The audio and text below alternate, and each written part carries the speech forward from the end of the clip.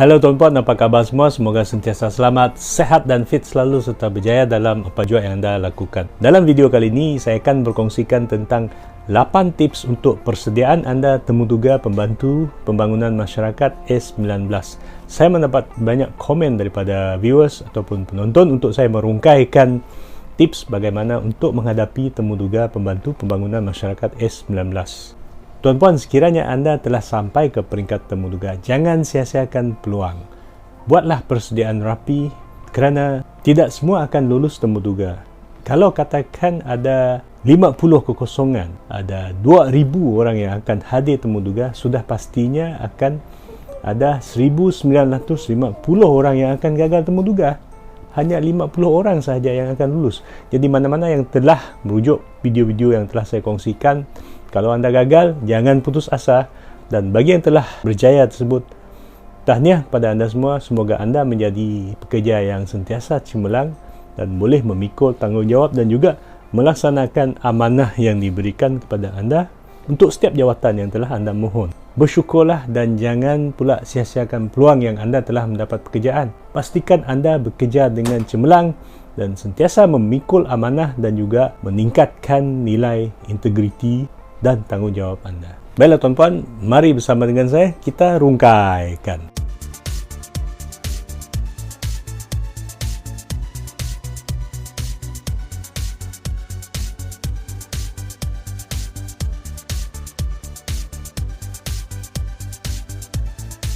Baiklah tuan-puan, bersama dengan saya sekali lagi. Bagi yang pertama kali hadir ke channel ini, jangan lupa tekan butang subscribe di bawah dan tekan tombol loceng untuk semua notifikasi supaya anda mendapat makluman terhadap semua video-video yang akan saya buat naikkan dalam channel ini dan anda dapat menonton tips-tips baharu yang akan saya kongsikan. Bagi yang telah subscribe, terima kasih banyak, dan bagi yang telah komen, like dan juga kongsi video ini, terima kasih pada anda semua. Semoga semua video-video yang telah saya kongsikan dapat memberi manfaat kepada anda semua.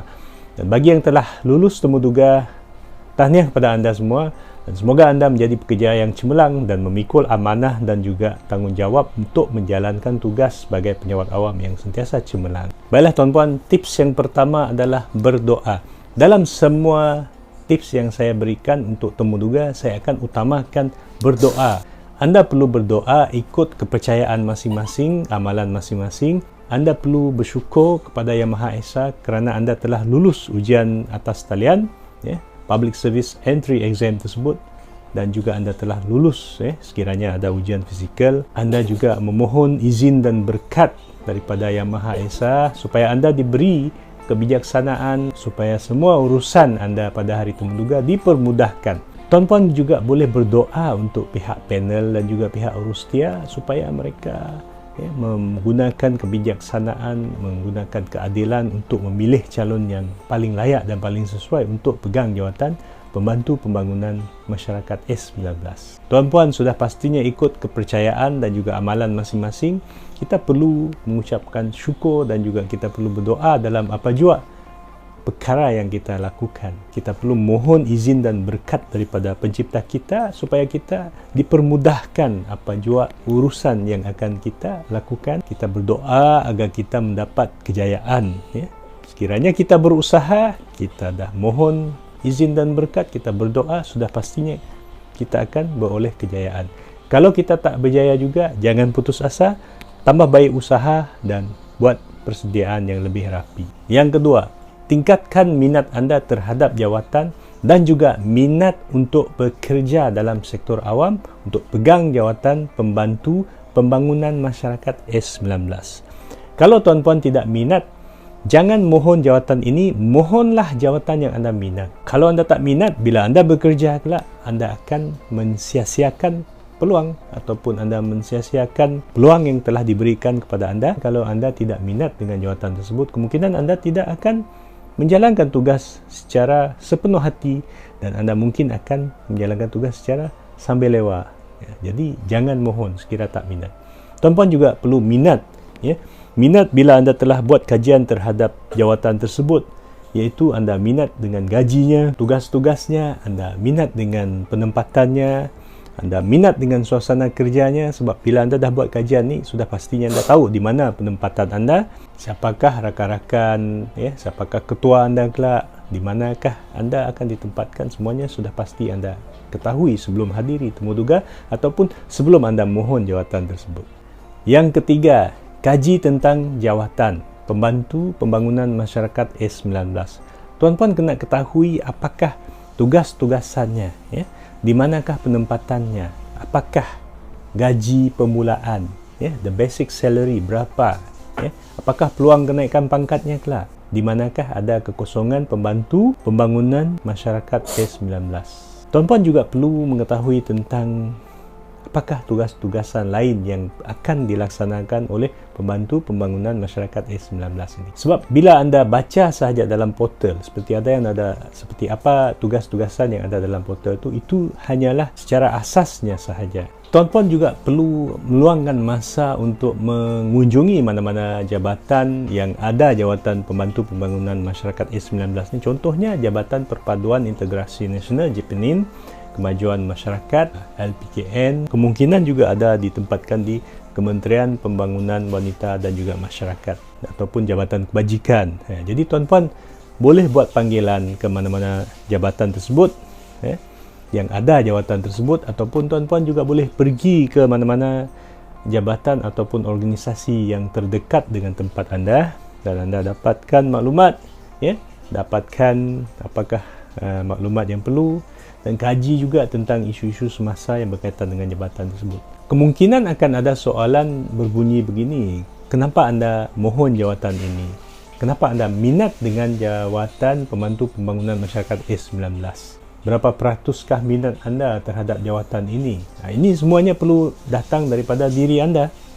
Walaupun saya bagi tips begini, tapi yang sepenuhnya itu adalah datang daripada diri anda. Tuan-puan juga boleh ceritakan semasa anda perkenalkan diri bahawa anda telah melawati jabatan, contohnya Jabatan Kemajuan Masyarakat, Jabatan Kemas yang terdekat dengan tempat anda, dan anda telah buat kajian tentang carta organisasinya, tentang tugas-tugasannya, dan anda telah bertanyakan tentang perkara-perkara yang perlu dilaksanakan oleh jabatan tersebut dengan seorang ataupun mana-mana pegawai yang anda akan jadikan sebagai mentor.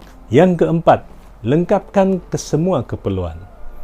Tuan-puan, apa yang perlu, yang paling penting sebelum anda hadir temuduga, pastikan anda selesaikan, lengkapkan. Contohnya My Resume. Pastikan anda lengkapkan semua maklumat yang ada dalam My Resume tersebut. Gambar, maklumat-maklumat seperti sijil-sijil akademik, sijil berhenti sekolah, sijil-sijil lain dan sebagainya, maklumat My Card anda, My Card ibu bapa dan sebagainya. Lengkapkan dahulu, barulah anda hadir temuduga. Anda juga boleh sediakan resume fizikal, mungkin dalam satu muka surat ataupun dua muka surat. Sebab resume ini juga penting. Kalau saya sebagai panel, saya juga galakkan calon untuk sediakan resume, sebab di situlah kita akan lihat cara penyediaan dokumen anda, cara anda menunjukkan kemahiran anda menyediakan ataupun membuat dokumen, membuat laporan dan sebagainya. Dokumen-dokumen lain seperti sijil-sijil asal, sijil lahir anda, sijil akademik tertinggi, semuanya yang anda perlu letakkan dalam clear folder file tersebut, seperti yang telah saya tunjukkan dalam video sebelum ini. Pastikan anda bawa semua yang asal. Jangan lupa sijil lahir tu yang paling penting, dan juga My Card. Kalau ada diminta salinan-salinan untuk sijil-sijil tersebut, pastikan anda bawa juga. Yang kelima, keterampilan yang wow. Tuan-puan, tips keterampilan diri yang wow ini juga sangat penting. Dari anda mula keluar daripada kereta ataupun kenderaan yang menghantar anda, anda tegur semua orang di sekitar anda, anda bagi salam, selamat pagi tuan, selamat pagi puan, senyum dengan sesiapa sahaja yang anda temui di pusat temuduga, sebab ini akan menunjukkan wow factor anda, keterampilan anda, cara anda bawa dokumen, cara anda bagi salam, cara anda senyum, cara anda berjalan, cara anda masuk dalam bilik temuduga, cara anda menegur seseorang, cara anda melayan orang-orang di sekitar anda di pusat temuduga sangat penting. Cara anda berpakaian, pakaian yang kemas dan formal, seperti dalam video-video yang lepas semuanya dah saya kongsikan. Kasut, gunalah kasut yang baru, yang berkilat, yang bertutup. Bagi wanita pun kasut kulit berwarna hitam yang bertutup. Kalau lelaki pakai stocking, pakai stocking warna hitam juga, jangan pula pakai stocking warna putih. Dan rambut bagi yang wanita, sanggulkan lebih kemas ataupun kemaskanlah, janganlah rambut yang berserabai ataupun berselerak tidak kemas. Dan bagi yang pakai tudung, pakailah tudung yang seragam dengan pakaian anda, supaya anda nampak kemas dan sesuai, dan layak sebagai seorang pembantu pembangunan masyarakat S19. Jawatan pembantu pembangunan S19 ni, tuan-puan akan bertugas dengan orang ramai. Contohnya, anda mungkin akan pergi ke kawasan Rumah Panjang. Kalau di Sabah Sarawak, mungkin akan mengadakan program-program di kampung orang asli. Kalau di Semenanjung, di mana-mana yang ada kependudukan, ada masyarakat. Dah jawatan ni namanya pembantu pembangunan masyarakat S19. Mungkin anda akan menjaga kaunter, di Jabatan Kemas, Jabatan Kebajikan dan sebagainya. Tuan-puan, wow faktor keterampilan diri ini adalah dari segi semua keterampilan anda, cara anda bercakap tadi tu, cara anda berjalan, cara anda duduk pun, cara anda menjawab soalan pun. Ingat, bertegur sapa dengan semua orang, jangan lupa. Kadang-kadang ada juga calon yang berselisih dengan kita, langsung dia tak beri salam ataupun tidak menegur kita, senyum pun tidak. Jadi kita sebagai panel rasa macam ini kah pegawai yang kita akan lantik nanti, bila ditugaskan di agensi kerajaan, pelanggan datang, dia tak utamakan pelanggan, tak bagi salam pun dengan pelanggan, tak hormat dengan pelanggan. Kita nak pelanggan kita berasa selesa bila hadir ke pejabat kita. Kita nak pelanggan merasa selesa bila mereka mengunjungi jabatan kita, dan mereka rasa they feel like they are at home. Mereka akan rasa macam mereka berada di rumah kerana kita sentiasa memberi layanan yang mesra kepada mereka. Jadi keterampilan diri anda yang wow itu adalah sangat penting. Selain itu, dari segi penyediaan dokumen tadi itu pun boleh menunjukkan wow factor. Jadi pendek kata, semua apa yang anda buat, nilai-nilai anda tu boleh mencerminkan wow factor agar anda dapat dipilih, agar anda dapat meyakinkan pihak panel. Yang keenam, mantapkan keyakinan diri anda. Tuan-puan, untuk meningkatkan keyakinan diri anda ini sangat penting dalam temuduga, sebab bila anda rasa yakin semasa anda pergi temuduga, keyakinan yang tinggi pada diri anda akan mendorong anda berjaya dalam temuduga. Contohnya seperti pemakaian anda. Pemakaian anda itu boleh meningkatkan tahap keyakinan diri anda. Contoh, kalau anda tiba ke pusat temuduga, anda lupa bawa necktie untuk lelaki, sudah pastinya anda akan menggelabah. Anda akan lihat semua calon lain semua pakai necktie, tali leher, dan anda seorang saja tidak pakai. Maka anda akan berasa gelisah, berisau. Mungkin anda akan gagal sebab keterampilan anda, pemakaian anda tidak kemas. Keyakinan anda juga perlu ditingkatkan melalui cara anda berkomunikasi. Gunakan bahasa-bahasa yang formal, bahasa-bahasa yang profesional, supaya anda nampak profesional di depan panel dan anda layak dan sesuai untuk pegang jawatan pembantu pembangunan masyarakat S19. Yang ketujuh, cari mentor. Tuan-puan, mentor juga penting supaya anda dapat maklumat, anda diberi khidmat nasihat, anda boleh jadikan mentor sebagai rujukan anda dapatkan maklumat-maklumat yang berkaitan dengan jabatan tersebut supaya anda dapat buat persediaan untuk menghadapi temuduga. Dan juga kemudian sekiranya anda kerja kelak, mentor itu boleh membimbing anda supaya anda bekerja dengan lebih cemerlang bila anda ada mentor.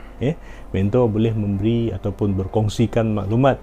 Mereka boleh kongsikan the do and don'ts. Tuan-puan, mentor ni anda boleh cari dari kalangan yang senior daripada anda, yang pegang jawatan pembantu pembangunan masyarakat S19 ataupun S22, S29, S32. Jadi mereka yang lebih senior ni biasanya akan mengetahui lebih banyak perkara berkaitan dengan tugas-tugasan ataupun berkaitan dengan organisasi, isu-isu yang berkaitan, dan mereka boleh kongsi dengan anda kelak. Yang ke-8, buat latihan simulasi. Tuan-puan, dalam semua temuduga saya akan kongsikan tips buat latihan simulasi ini kerana ianya sangat penting, ya. Anda akan meningkatkan tahap keyakinan diri anda sekiranya anda telah biasa dengan urusan-urusan ataupun pergerakan anda masuk ke bilik temuduga, dan cara anda duduk, cara anda berdiri, cara anda serahkan dokumen, cara anda berjalan, cara anda menggunakan bahasa badan yang sesuai bila anda memberi hujahan, dan juga cara anda menjawab soalan. Contohnya, sekiranya ada soalan yang biasa ditanyakan, sila perkenalkan diri anda, kenapa anda mohon jawatan ini, apakah perancangan yang anda akan buat sekiranya anda pegang jawatan ini kelak, dan siapakah yang mendorong anda memohon jawatan ini. Contohnya, soalan-soalan sedemikian mungkin akan keluar, tapi tidak semua soalan akan diberikan oleh pihak panel. Mungkin ada panel yang akan terus bertanya tentang pengalaman kerja. Mungkin juga ada panel yang akan tidak memberi peluang kepada anda bercakap. Mungkin dia akan tanya soalan, tanya situasi, ya, bentuk-bentuk soalan yang telah saya kongsikan dalam video-video yang lepas boleh dibuat rujukan. Tuan-puan, sekiranya anda telah buat latihan simulasi ini sehingga anda meningkatkan tahap keyakinan, barulah anda bersedia untuk menghadapi temuduga. Kalau anda tidak bersedia, anda terus pergi ke pusat temuduga dan anda menghadapi temuduga, anda mungkin akan terperangkap di situ, ya. Anda tidak dapat menjawab soalan, anda tidak tahu bagaimana cara masuk dalam bilik temuduga, bagaimana cara anda menyerahkan dokumen, bagaimana cara anda duduk, ya, bagaimana anda menggunakan bahasa badan dan sebagainya. Buat rujukan terhadap semua video yang telah saya kongsikan dan buat latihan simulasi. Baiklah tuan-puan, terima kasih kerana sudi bersama dengan saya sehingga ke penghujung sesi perkongsian ini. Saya telah kongsikan 8 tips temuduga pembantu pembangunan masyarakat S19. Saya berharap semua tips yang telah saya kongsikan ini dan juga video-video yang lepas juga dapat membantu anda untuk membuat persediaan dan boleh membimbing anda supaya anda tingkatkan tahap keyakinan anda untuk berhadapan dengan pihak panel-panel yang bijaksana dan juga berpengalaman. Dan bagi yang telah sampai ke peringkat temuduga ini, buat persediaan yang sangat rapi.